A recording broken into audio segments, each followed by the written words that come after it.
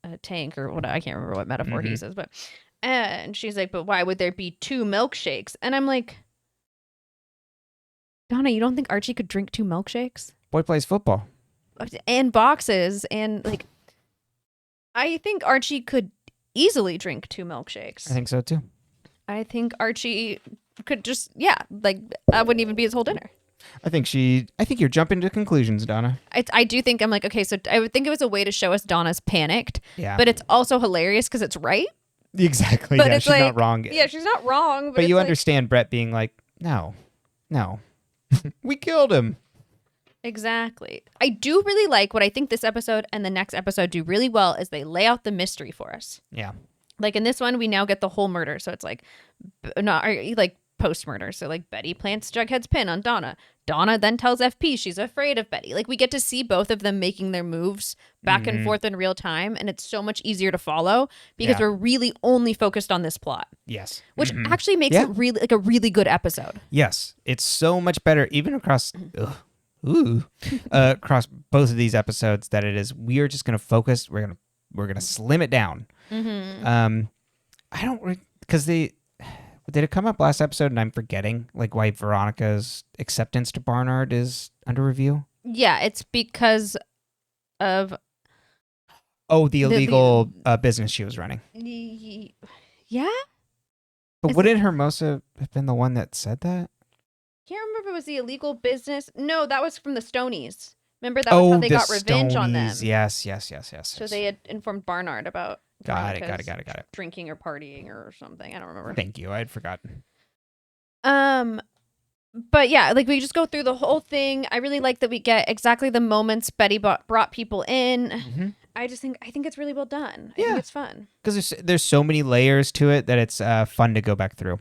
Totally. And that Betty the whole time is outwitting Donna. Yes. And it's driving Donna mad. Yeah. And I think that's fun. It's the Donna, I mean, we have problems with Donna, but I think the Donna-Betty face-off is really great. Yes. I think Betty needed like a challenge. And I think Donna is a great character for that. Yes. And I think it's way more fun than it being her dad who's a serial killer. Absolutely. Yes. There are a lot of serial killers on this show, though. There are. Yeah, exactly. Apparently, Mr. Dupont is. Which we can get you in the next episode. That's right. All right. We can, Let me stomp all over your transition. Very smooth transition I created. We have a 2-hand axe. She sets it up and I just trip over everything. Oh, God. All right. Read chapter 73, The Locked Room. Which then Jughead uses incorrectly. A locked room mystery. Yes. Yeah, he refers to a locked room mystery as where there's a bunch of people are locked in the room and the door is not unlocked until they reveal the murderer. But the definition of a locked room mystery, where did I put it? The definition on Wikipedia. But the crime in question, typically the murder, is committed in circumstances under which it appears impossible for the perpetrator to enter the crime scene, commit the crime, and leave undetected. So they really call this out. Also in Wake Up Dead Man, if you saw that recently, they like literally call it out. It's like, this is like one of those locked room mysteries. And they point to a bunch of locked room mysteries. Like novels and stuff. Totally. Which I took a detective fiction class in college, but it was summer school. So it was really short. I don't remember if we did any locked door mysteries. Interesting. I know we didn't see it. We read a lot of like Sherlock Holmes.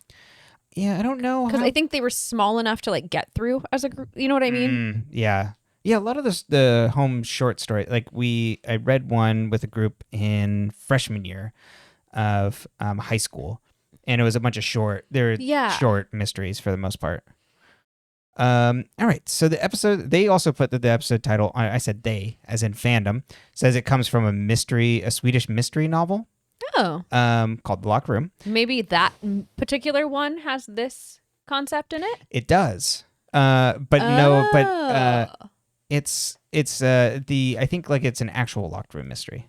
Like the actual definition. Not Jughead's that's what I meant. Sorry. I meant that like maybe that movie had Jughead's definition of a locked, like it was just called The Locked Room. It wasn't like we're a locked room mystery, you know?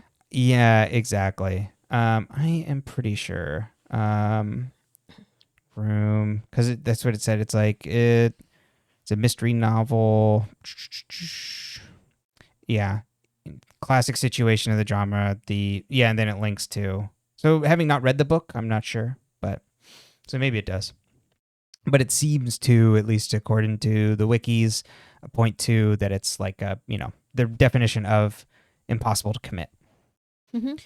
Okay.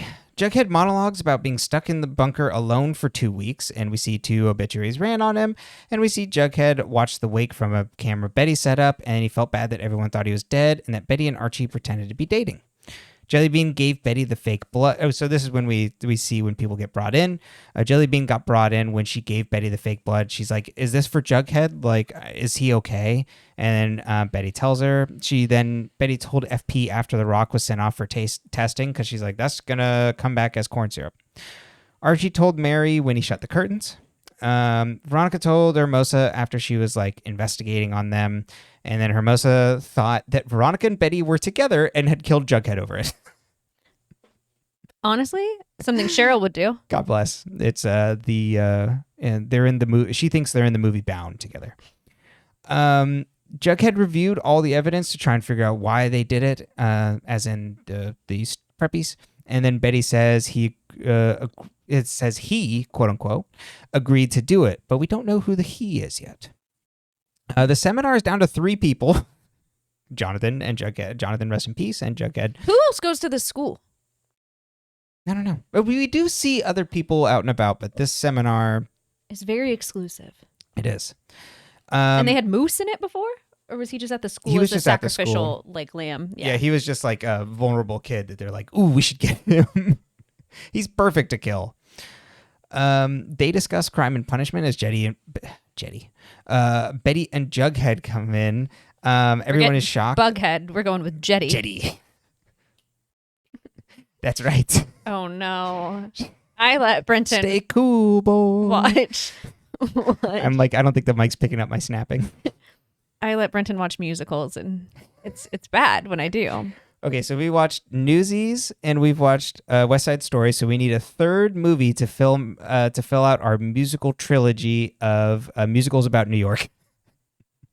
Probably New York, but I don't know. Well, we can't do Hairspray because that's Baltimore. So let us know. Yeah. I was going to say, where's Chicago take place?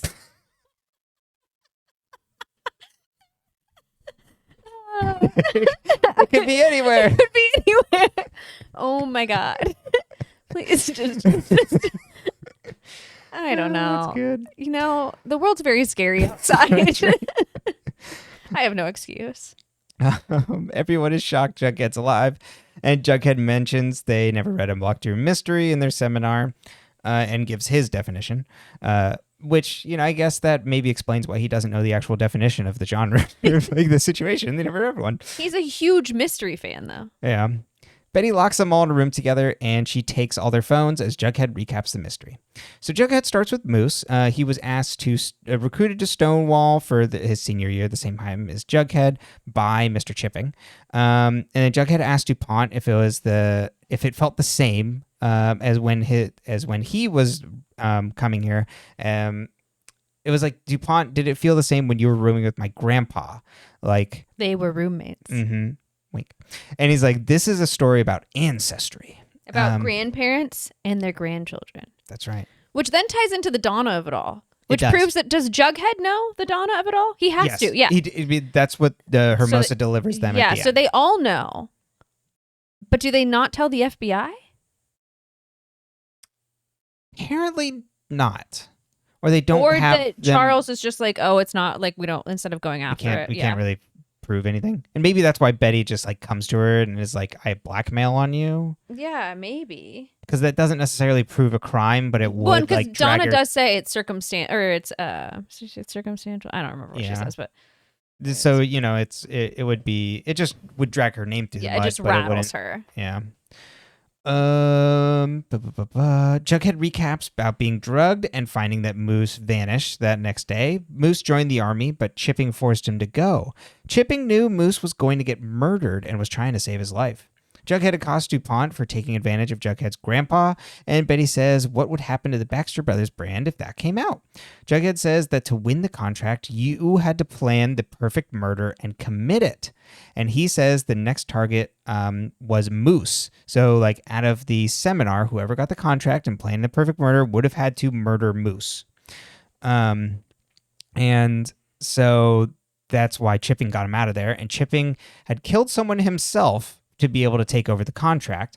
And so we don't know whether Chipping had killed himself out of guilt or like worrying about Moose, but something around those things is why they think that Chipping ended up killing himself. Can I ask a question? Mm-hmm. So I have two questions, actually.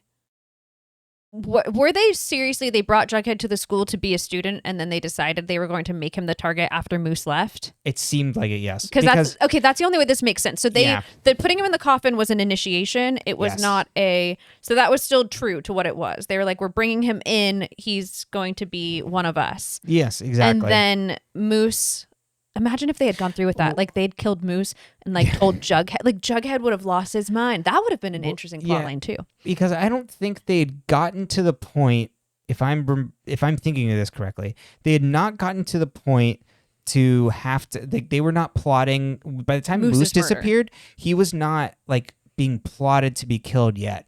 But Mr. Chipping knew that he would be a target of the murders when the contest came up, and he knew it was coming up. Okay, yeah. That makes sense. That's at least how I'm thinking about it. Okay, yeah. And every ghostwriter took up the mantle as another student was killed. When he recruited Moose to be that person. Oh, I missed that. That's how I interpreted it. Okay, right. Not just like a football player. Yeah, he recruited Moose because nobody would miss Moose. Remember, Jughead does the whole like, because he doesn't have his family and nobody would know, and you know. Mm-hmm. And then felt bad because he's like, guilty. I'm gonna put this kid up to die. Dupont gave the remaining students a contest to kill Jughead to get the Baxter Brothers contract. So then Dupont changed it to killing Jughead. Yes, exactly. After Jughead, all the shit that Jughead did, digging up all the shit, because Dupont originally liked Jughead, and Jughead was originally going to win the contract, but all that shit, like stirring things up, exactly, and bringing in his... And that's a good lesson for you. Yeah. A serial killer might take a liking to you if you don't ask too many questions. Like, it's, you know what I mean? It's so... Yes. It's like how they tell women to just be likable. I'm like, well, if Jughead had just smiled more and had dropped the topic, he would have gotten the contract. That's right. You just got to smile through it, Jughead. God. Dupont gave the remaining... Okay. And then we see that Joan was the one that hit Jughead in the back of the rock to kill him, but we all know that the beanie cushioned the blow. And Joan didn't look very strong. That's true. I mean, she might be. Yeah. I mean, it seems like without the beanie, he would have been dead-zo. Yeah, that's true. Betty hypothesizes that Jonathon was taken out because he gained a conscious. Apparently, Jonathon missed checking Jughead's pulse because he was the one that was in charge of that. Donald then led Betty into the clearing with a knocked-out Jughead, and when the preppies went back to the party, they pointed Archie and Veronica to the woods. We see an extended scene of the main three finding Jughead's body, and Betty realizes that Jughead is still alive and gets Archie to do CPR on him. They eventually resuscitate him. Jughead then goes like, "Don't take me to a hospital," and then passes out for the next 36 hours. I didn't know if he was still alive or if he was like he had no heartbeat and they resuscitated him. It seemed like, well... It's hard to tell. Yeah. No, I didn't know either way. Like that wasn't me trying to correct you. I was uncertain by that scene. Right. Betty then called Charles for help, and he brought an FBI med van. Charles tells them to clean the scene and to get rid of their clothes and wash up, and they threw the rock into the river, and we see that the season 3 cliffhanger was Betty coaching the rest of them on what they would do if Jughead dies. Dr. Curl Jr. made up Jughead to make him look like a corpse. Bughead went to all the other ghostwriters and told them their theory, but they all pointed them to their lawyers. Dupont claims he never pointed his students toward murdering someone, and then Bughead claimed that Dupont killed his other classmates to silence them so they wouldn't tell the truth on him buying the Baxter Brothers books. This is like more recent. Well, not more recent. Never mind. Sorry. It has been after they were full adults. And then Betty lets in FP Charles and Grandpa Forsythe. One of the classmates, Wiesel, came to Forsythe before he died and said Dupont killed their other classmates and he was coming for them. Forsythe left FP after Wiesel died to collect evidence on Dupont's murder. So the reason he went out for a pack of cigarettes was that so he could collect evidence on Dupont and try and avoid getting murdered. Jughead was invited to Stonewall to learn Forsythe out of hiding, and then Charles had his FBI team investigate Dupont's house while they've been talking there, and then Charles goes to arrest him, but Dupont jumps out the same window Chipping did and kills himself. Charles interviews Joan, and she says she has diplomatic immunity and leaves with her parents who are foreign diplomats. Charles then asks Donna why she lied to Jughead about Brett being the one who had diplomatic immunity, and how she got Chipping's tie pin. And she says it was Dupont, him and the headmaster made me lie. He made me lie about the headmaster. Wait, to the headmaster. Apologies. I got that mixed up. Dupont told her to lie to the headmaster. That's what she says.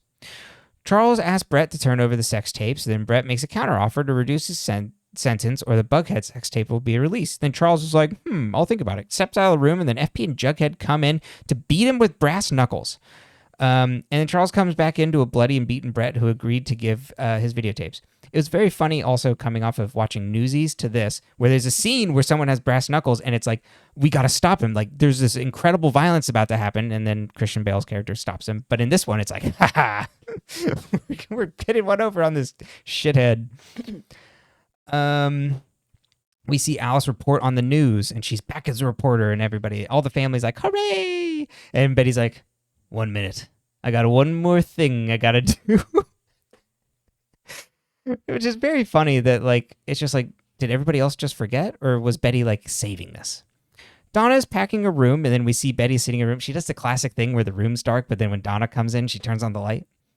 Apparently Donna is taking over the Baxter Brothers, and Donna's like, well, the brand is relaunching as Tracy True. Betty's like, well, you covered your tracks well, and says Donna did her conspiracy, or did all of this conspiracy stuff for revenge, as her grandmother was killed by Dupont, as she was one of the classmates he killed. Donna says Dupont stole from her grandmother as well, and Betty realizes that her grandma created Tracy True. Donna asks what she wants, and Betty says for you to walk away from the Tracy True contract because I don't believe you deserve to profit off that attempted murder of my boyfriend. Or she'll leak the connection to the papers. Betty says, play nice, Donna. I'll be keeping an eye on you, and leaves.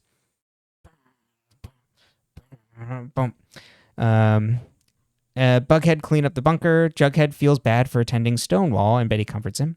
Cheryl tells Betty she's not surprised Jughead is alive, and that Archie and her looked pretty real to her. And Betty's like, it was just pretend. And Cheryl's like, your secret's safe with me, cuz. Jughead is officially back at Riverdale High. Bughead come home and find FP and Forsythe hanging out, and Forsythe plans to stay for a while. FP privately thanks Jughead for bringing Forsythe back around. And the main four gather at Pop's, and Betty and Veronica promise to help the boys graduate, and they all cheers to go out on top. And then Kevin comes over to have them sign up for the variety show. Interesting. The end. Okay. Some fun things from this episode.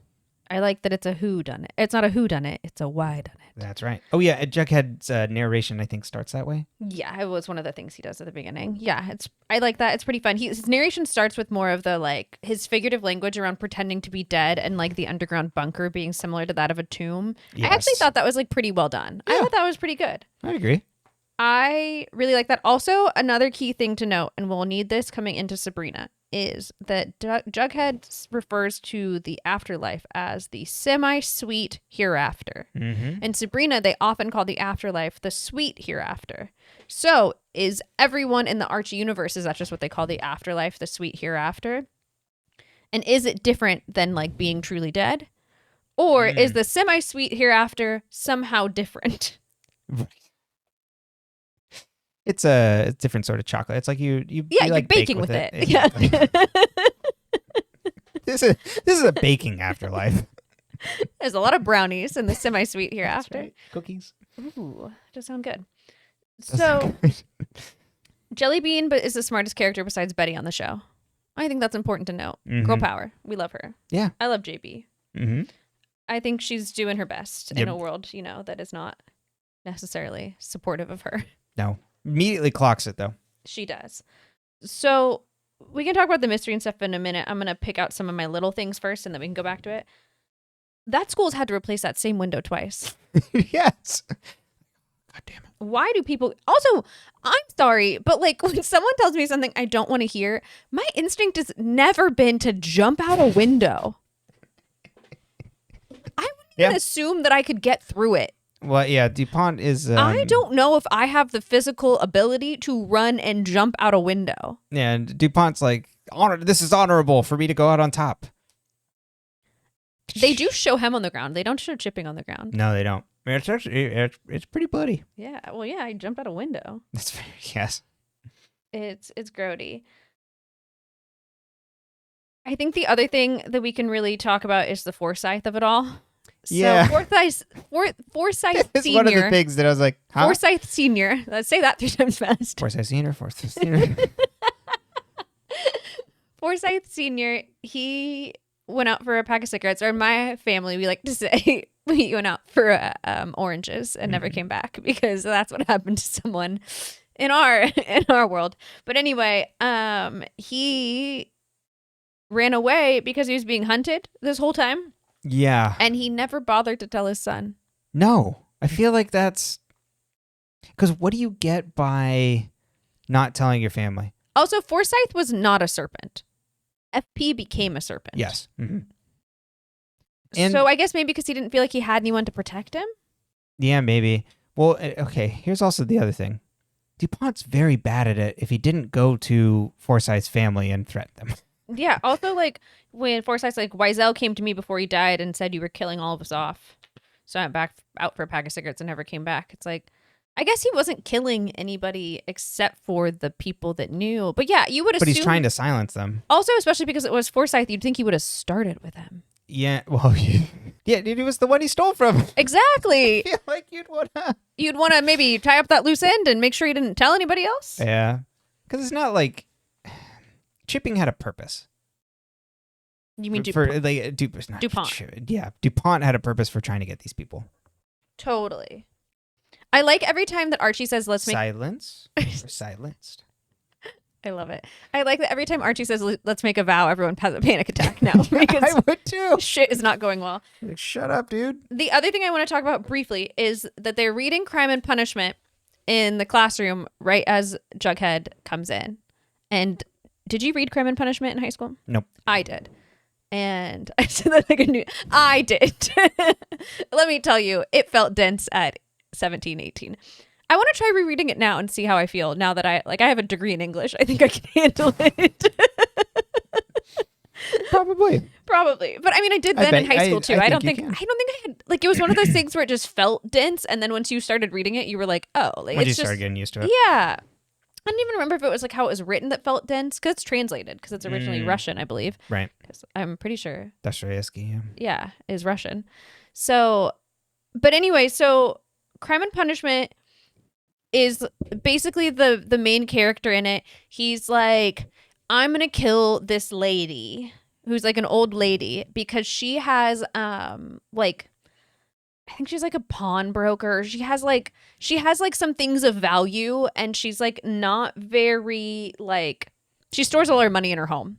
Like she's in her apartment or whatever. Just sits on it like a dragon in a hoard of gold. No, it's not even that. I think it's more of just like, she's not keeping it somewhere secure. Like she's not going through like she just keeps it at her house. Like a lot of money. Got it. It'd be like if we had millions and I was like, we're just gonna keep it in the closet, you know? Yeah. We don't have millions. No. But it'd be nice if we did. I would not keep it in the closet. No. Probably. Mm-mm. I don't know. It would all be in, somewhere else. In the mattress. We're not telling you also. In the mattress. That's the issue with these memory foam mattresses. How are you going to put the money in them? That's right. It's not in the mattress.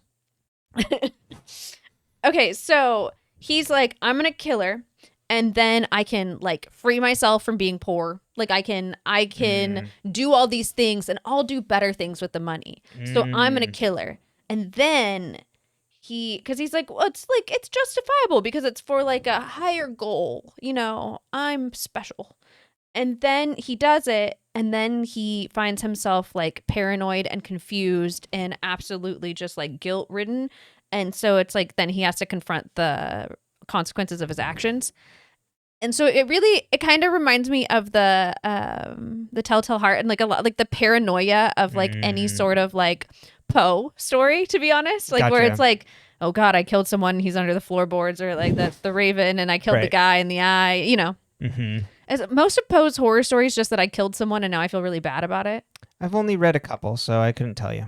But I the feel Raven and the Telltale Heart. Yeah, I was like, wow, I pulled. I guess I pulled two of the same, so that makes sense. But I'm trying to remember. It's like once you think of something, you can't think of anything else. It's like when you tell someone to not think of an elephant, you know. Like I'm doing that with like Poe. I'm like I can only pull the same thing. Sounds like Poe was writing about that phenomenon as well. And so I think it's interesting that then we're like, oh, it's a book about a guy trying to like be above morality who cannot. Right. Because like the human of us all is that we can't completely escape that. And I think there's some interesting ways this occurs in our current world too. And you see the way certain people, as they get older and start talking even crazier, are saying very strange things about their concerns about their soul or where they're going to end up. I think we're all following here, and if not, you know, yeah, conceptually, so I think Trump saying he's not getting into heaven. Exactly. I think that it's very interesting and fun to have that, and then it's like, oh, and who do we assume gained their morality or felt the remorse about it? Jonathon. So we killed him. And I just think that's like, it's so poignant. Mr. Dupont was like, oh, the issue, like, do you think they read these books to study how to just be like worse? They're like, you won't go crazy like him because you've read Crime and Punishment. Right, I guess so. I just thought it was really funny, like just like picking at it. Right. But that's my literary nerd moment for us all. It. Yeah. Now we're gonna talk. Very applicable. We're gonna talk about the murder and the whys, and it's a story about grandparents and their grandchildren. That's right. So really, it's only if you're playing that game a story then about Forsythe and Jughead and Donna and her grandma. Yeah. And Mr. Dupont has nothing to do with it. But that's not true because Mr. Dupont is the villain. Yes. He has everything to do with it. He has everything to do with it. Mr. Dupont is a serial killer, but he only strikes when they need a new contract. Because he allegedly, so far that we know, like when they have a new ghostwriter, he encourages them to commit the crime. Exactly. Like he did his own crime to steal This is where it like breaks down a little bit for me because there's him doing it out of self-interest to try and keep the other people, the knowledge under wraps. So is him having the next ghostwriter kill someone so he has leverage on them? Is that what that is? I kind of think it is because that's how Quill and Skull operated. Right. Okay. And they, like, you had to give them your deepest, darkest secret. Right. And so I think it's another way of collecting leverage on people and having blackmail to then... Yeah. So these ritualistic killings are more for, again, so he can stay in power and not worry about things. It's because he's so paranoid. Exactly. It's playing with the secret society of it all, I think. And the like exclusivity, the boys club, the wealthy men and their creepy man groups and circles. Right. And that they kill random people that are vulnerable. Yes. And that their victims are killed for a higher purpose, which is to allow them to write better crime. And somehow, like these, like if you can write and commit the murder and get away with it, then you can write the murder. Right. So they're making sure that you can do. They're making sure you can do it. Mm-hmm. And they say, like, you have to be able to do it to write it. All right, man. Isn't that crazy? Yeah. Imagine if, like, any of the authors of the books you've read did most of the things that they wrote. Like, I don't think Sarah J. Maas fucked a fairy. I'm thinking for this show, Roberto's like, yeah, this happened. All this happened. It happened to some friends of mine. It happened to me. Crazy town. It's absolutely crazy. Yeah, it's really funny. I don't know why that was like the example I pulled. It's really good. It's just like everyone knows who that is. Yeah. Now, you know. And she actually went to Ireland and went like, not these people. They're all out to get me. Because of where Hybern is on the map. God, yeah, it's really a problem. She's like, the British Isles now. This is where it's at. It's a problematic map. It's not good. But yes, yeah, I just think that the whole concept is batshit. Yeah, it's really funny. I will say, I mean, it's goofy. Yeah. This is when Riverdale is at its best. I think that this is our peak, and soon we are going to jump the shark. Well, I mean... And then we get a really fun, weird season. We've kind of jumped the shark. We've jumped the shark a few times. I don't know. It's hard to decide with Riverdale. I think this was like a really good... This plot line is really good. It's like, if this had followed season 2... Yeah, it would have been a much better storyline. Like, if it had gone straight from... I didn't really love season 2 as much as season 1, but you got the season 1. The season 2 at least is still like a tighter mystery, to then the... skipped the Griffins and Gargoyles, basically, right? Because that's season 3. Yep. And went straight to this. I would have been like, yeah, this is still like grounded more in reality. Yeah.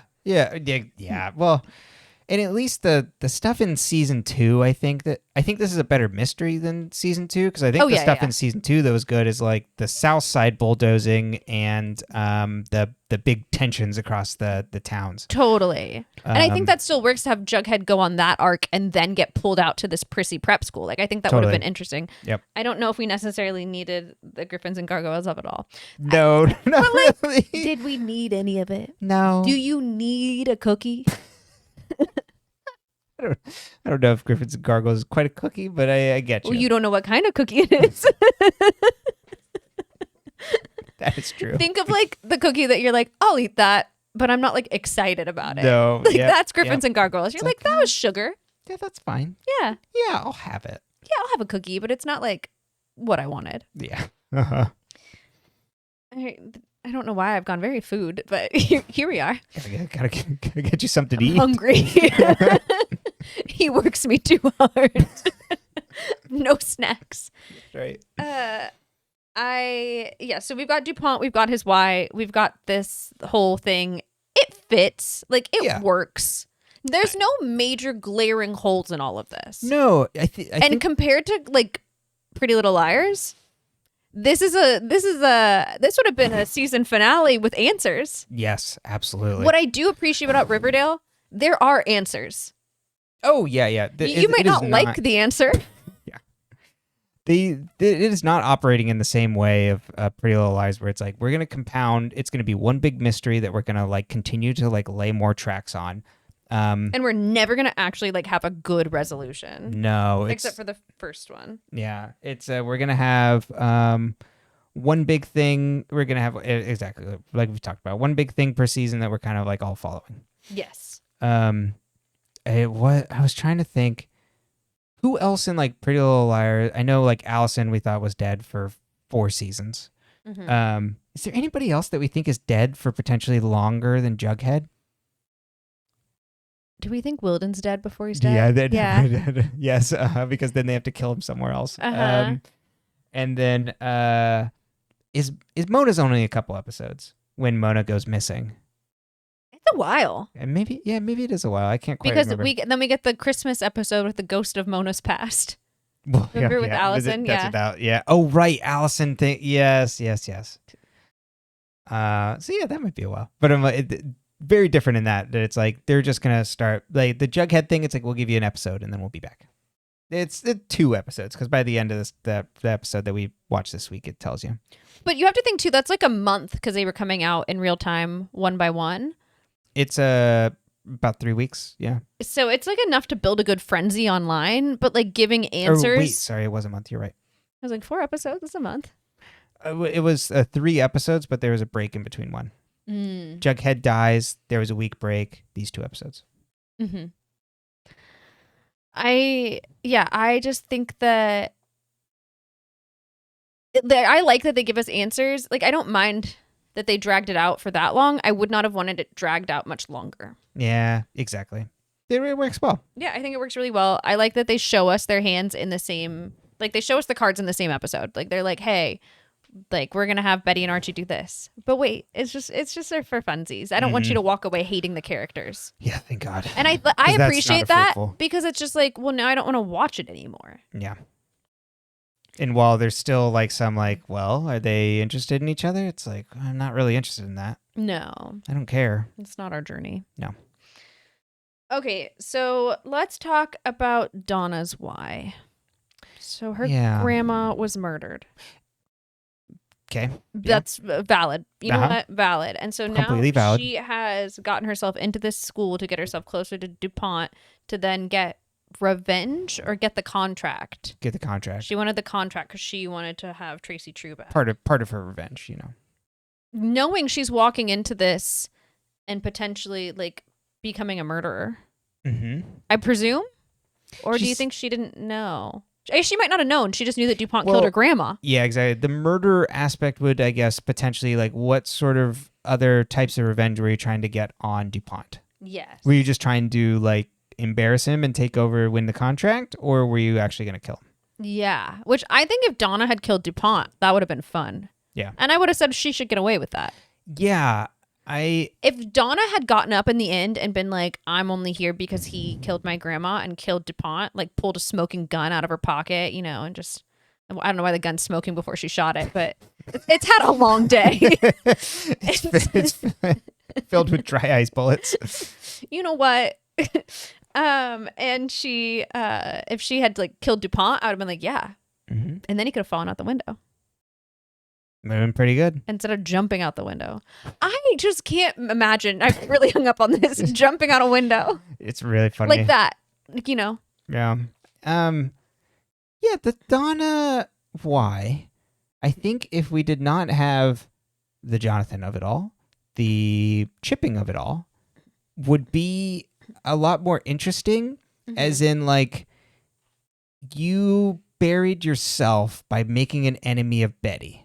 Because Betty would not have stood in your way if you hadn't done this. Exactly. And so I think that part's interesting, and like a fun way to have the ultimate bad end up being that it's just like you fucked yourself over. But the complicated part is like, but yeah, then there is the like girl cried rape and killing Jonathon. Yeah, they killed Jonathon. So what's for no reason? Yeah, what's Jonathon's family getting told? Yeah, I don't know. What happened there? Where's Jonathon's body? Just gone. Yeah, I'm like, what murder did they get away with now? Yeah, because I like everything else about the reveal around Donna. I'm like, ooh, that's interesting.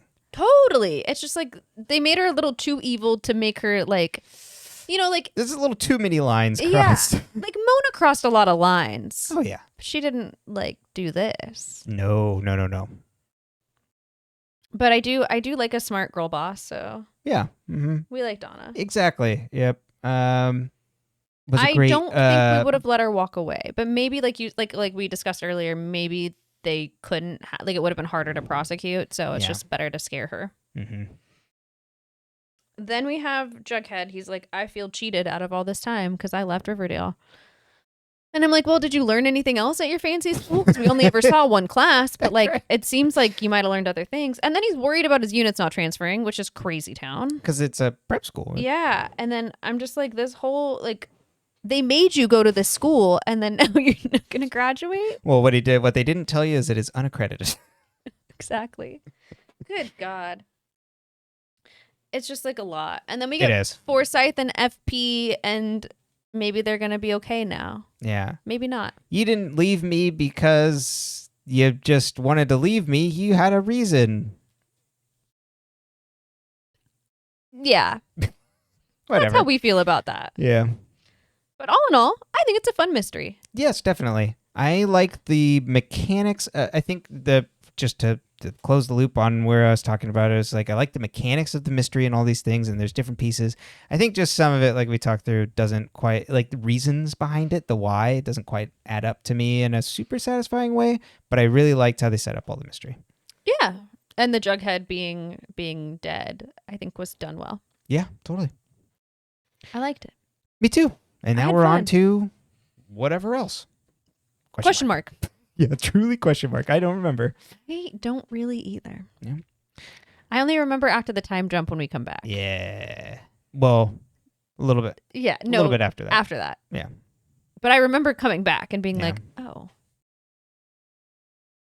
I'm excited for it. Yeah, we go full comic book in season 6. Oh yeah, it's great. It's glorious. Full comic book vibes. Well, you can find this podcast on all your podcast platforms of choice at Dead Ends. You can also find us on YouTube where you can see the video version, see us talking, all that good stuff. At dead_ends. You can write in your questions to deadendspcast@gmail.com or leave a comment on the YouTube and we'll respond to it there. We like talking to people. And if you want it to be related to an upcoming podcast episode or something, just flag it there and we'll talk about it on air. You can. Our art is done by Vendrinic, and you can find all of their art on their Tumblr and a link in our description. And we are on Instagram, deadendspcast, and we're also on Blue Sky at dead-ends. Well. Okay, we got this. We don't fit in. And we're not gonna fit in. And we love you so much. We do love you so much. Thank you. The world's bad, but you're not. Exactly. The world sucks, but you don't. Mm-hmm. We're going to get through this. We are. One episode of Riverdale at a time. 2 episodes. 2, yeah. Well, you can watch them one at a time, though. That's true. If you're at home and you're watching these episodes and you're watching them over separate nights, separate times even, we should do that. Sometimes we do. Sometimes. I get tired and my hand starts to hurt because I got to write things down. It's a lot of note taking. Yeah. Well, goodbye. Goodbye. We love you.